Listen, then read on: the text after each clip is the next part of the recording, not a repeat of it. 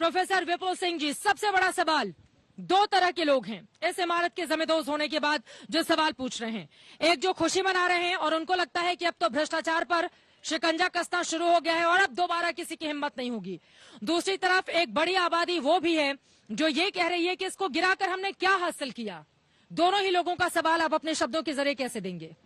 देखिए, पर्यावरण मानकों का अभी तक सारी बिल्डिंग, अगर आप नोएडा में जाइए तो इक्का दुक्का बिल्डिंग आपको ऐसी दिखेगी जहां पर पर्यावरण मानकों को नजरअंदाज नहीं किया गया हो।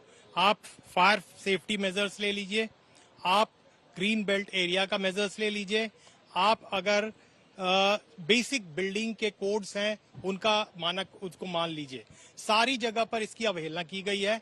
और अब लगता है कि जिस तरह से न्यायालय ने हम एक बहुत ही टफ स्टैंड लिया है, जिस तरह से आज उत्तर प्रदेश की सरकार इस पर टफ स्टैंड ले रही है, मुझे लगता है आगे आने वाले दिनों में अब हम इस तरह के कंस्ट्रक्शन नहीं देखेंगे। बिल्डिंग्स की क्वालिटी, आपको अगर पोजीशन मिल भी जाता है तो बिल्डिंग्स की क्वालिटी हमेशा आपको परेशान करती है, आप उससे सेटिस्फाइड नहीं होते हैं। शायद अब सरकार को इसकी तरफ भी ध्यान देना पड़ेगा, क्योंकि बहुत सारे ऐसे विदेशों में ऐसी बिल्डिंग्स आपको दिखी है जिसको धराशायी करना पड़ा है। जैसे टेक्सास की बात मैं कर रहा था, टेक्सास में एक बिल्डिंग थी जिसको कि 2009 में गिराया गया था, उसके एक पिलर में हल्का सा क्रैक आ गया था और उसके बाद वहां की सरकार ने यह निर्णय लिया कि इस बिल्डिंग को ही गिरा दिया जाए।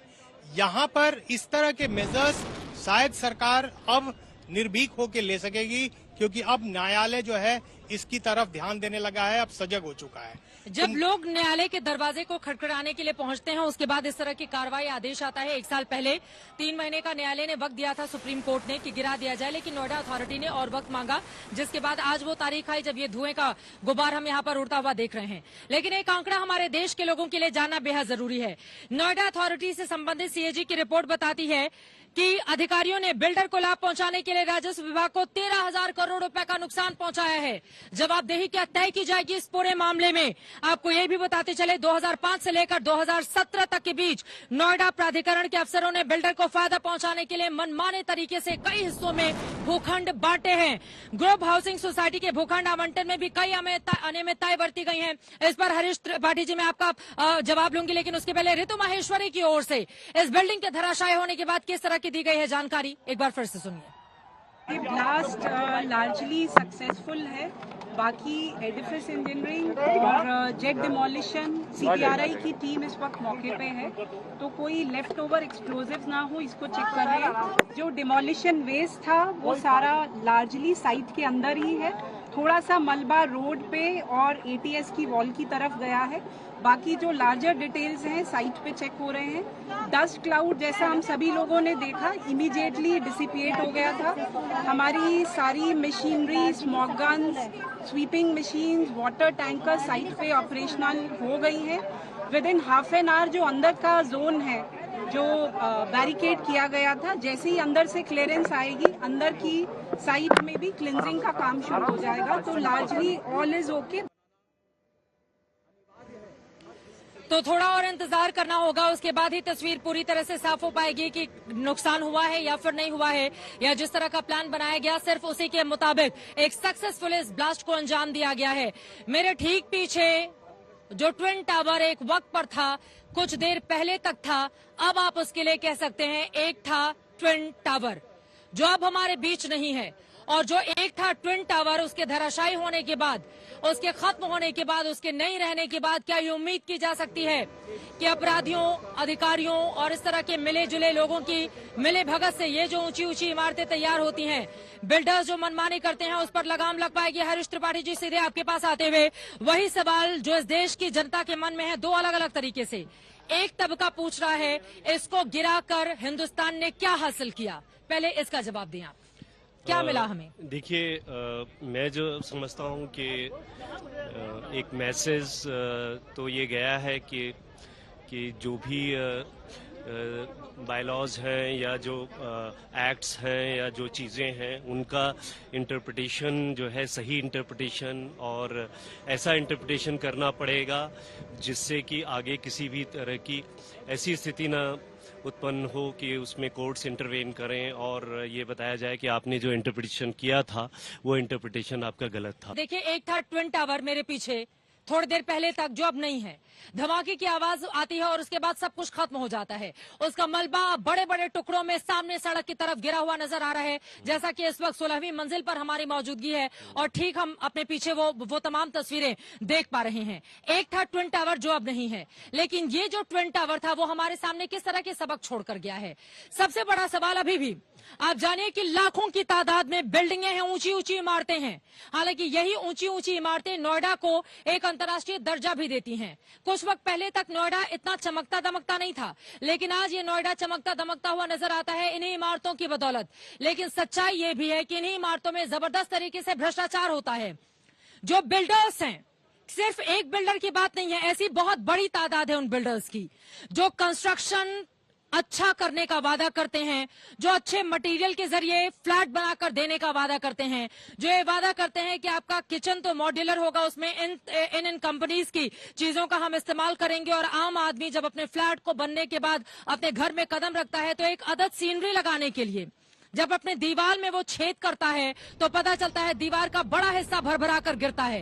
इस तरह के कंस्ट्रक्शन मटेरियल का इस्तेमाल किया जाता है कंस्ट्रक्शन के समय, जिसके बाद उसको खुद को अपने फ्लैट को ठीक तरीके से बनाना पड़ता है। मेरे तमाम जानने वाले लोग हैं जिनको मैंने देखा है भटकते हुए, बिल्डर्स के सामने गिड़गिड़ाते हुए, तमाम उन लोगों के सामने अपील करते हुए। और ऐसे सिर्फ एक बिल्डर को दोष देने से नहीं होगा, ऐसी तादाद बहुत बड़ी है। जब आप जाएंगे वहां पर दीवार में अगर कोई भी आप काम कराइए, पता चलेगा दीवार का पूरा हिस्सा गिर जाएगा।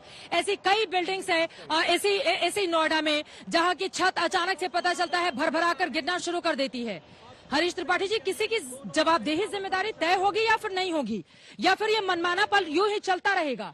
आप जो वादा करते हैं आप उतने ही घटिया क्वालिटी के मटेरियल का इस्तेमाल करके फ्लैट बनाकर लोगों को देते हैं। इस पर रोक कब लगेगी? वो आम आदमी क्यों हमेशा परेशान हो जो बड़ी मुश्किल से पैसे इकट्ठा करता है और अपने लिए घर खरीदता है? देखिए, इस सबको देखते हुए जो लीगल, मुझे लगता है कि लीगल प्रोविजंस की कमी नहीं है, लेकिन लीगल प्रोविजंस इतना होने के बावजूद हम देख रहे हैं कि बिल्डिंग्स की क्वालिटी एज सच जो है हमेशा दिक्कत है। अभी कंक्रीट की क्वालिटी जो प्री डिमोलिशन जो ऑडिट हुआ था ये सुपरटेक के 2 टावर्स की, उनकी कंक्रीट की क्वालिटी M30 के बजाय M10 M8 आई थी।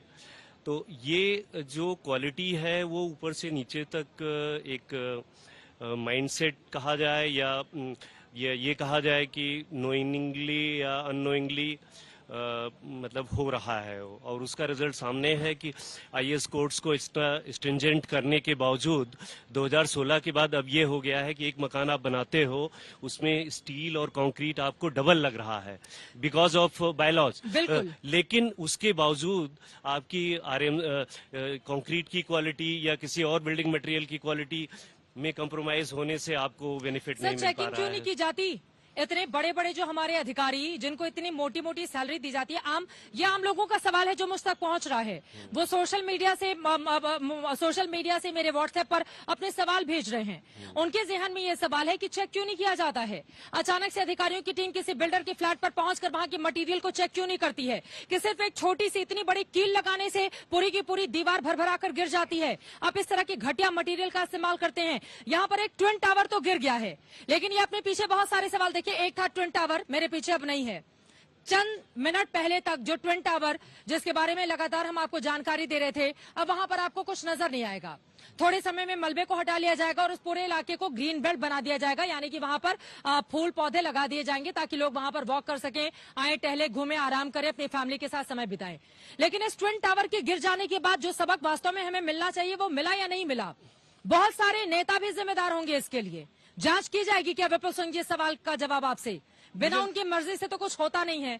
और अगर 2005 से लेकर 2017 तक का ये पूरा का पूरा मामला है, मुझे लगता है कि जांच तो हो रही होगी। और अभी तो पहली प्रायोरिटी सरकार की ये थी कि इस बिल्डिंग को डिमोलिश किया जाए, न्यायालय के निर्णय को उसको पालन किया जाए। लेकिन मुझे लगता है कि इस पर जांच जरूर बैठी होगी। कौन कौन से अधिकारी इसमें शामिल थे, कौन कौन से अधिकारियों ने इस बिल्डिंग को पास किया, क्योंकि केवल बिल्डिंग को नहीं पास किया गया, बिल्डिंग के डिफरेंट टावर्स जो थे उनकी हाइट को भी इंक्रीज किया गया है ग्रेजुअली।